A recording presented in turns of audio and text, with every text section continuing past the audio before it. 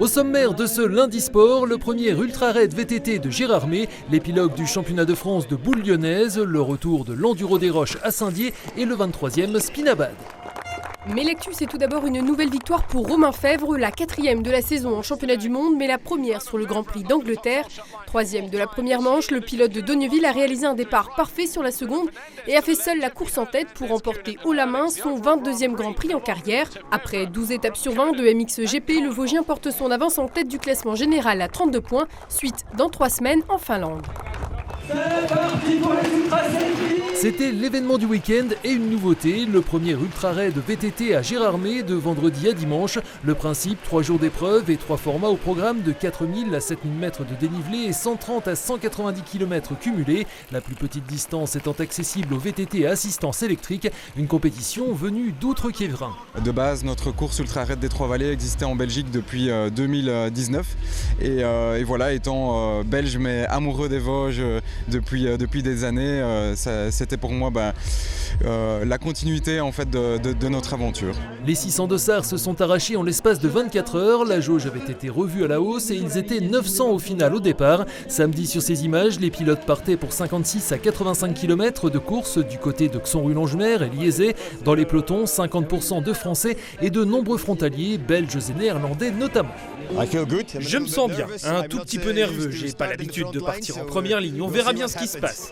Je pense que le parcours va être exigeant, surtout le départ avec une longue montée, ça va être dur, il va faire chaud. Je pense que ça va au début se regarder un tout petit peu parce que c'est long, c'est prendre le temps de recharger la machine en s'alimentant correctement surtout, et puis surtout avoir plaisir à ce qu'on fait. Du plaisir et une deuxième place pour Simon Decailleux à l'issue des 3 jours sur l'épreuve reine de 7000 mètres de dénivelé remportée par un néerlandais et où le spinalien Christophe Bétard a terminé 16e. Nous reviendrons largement sur cette première édition à 19h dans l'émission Côté Sport. Gérardmer également capitale le temps d'un week-end de la boule lyonnaise, discipline cousine de la pétanque, un but équivalent du cochonnet et des terrains de 27,50 m avec course d'élan autorisée. Il s'agissait là de la 10e et dernière étape du championnat de France M1 réunissant les 16 meilleures équipes françaises.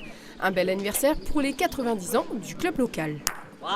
Le club qui a été créé en 1935, donc quand il y a eu la fameuse vague d'immigration italienne, donc c'est les Italiens, la famille Deana qui a créé tout le club, qui a créé le boulodrome aussi, et toute une équipe de bénévoles qui me suit derrière. C'est eux qui font briller cette étape aussi, c'est pas que les champions. Sacré à l'issue de cette étape, le club de la Plaine de l'Inde dont le parcours s'est toutefois arrêté en demi-finale, la victoire revenant au club Lyon Métropole ici en gris.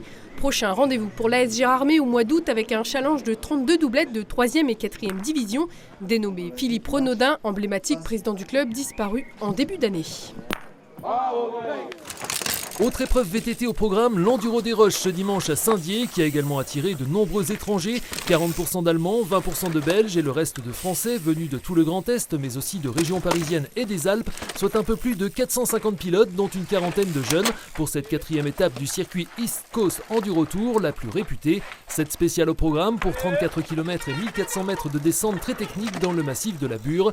Victoire au final du jeune Timéo Didier de Raon l'étape devant l'Alsacien Baptiste Bachelet et le Meurthe-et-Mosellan Antonin Marzeau.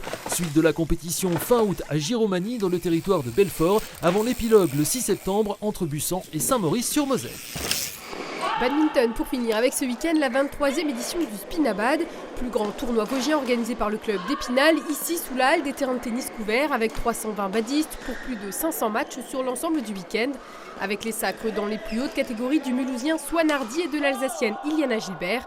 Côté vosgien, on retiendra notamment en série 2 les demi-finales de Raphaël Doucet d'Épinal en rouge, tout comme du duo Spinalo des Audaciens Jérémy Girard, Théophile Adé, ou encore la victoire en série 5 du binôme golbéen Frédéric Firmin, Fabrice Poignant, sans oublier les 2 titres en série 1 de l'ex-spinalienne Émilie Versolo en double dame et mixte. Suite ce lundi soir dans votre émission Côté Sport avec l'organisateur de l'Ultra Raid VTT de Gérardmer, Pierre-Alexandre Van Petegem, la directrice du Grand Est Open 88 Véronique Perrusso et Valérie Tuaillon de Vosges Matin, première diffusion à 19h.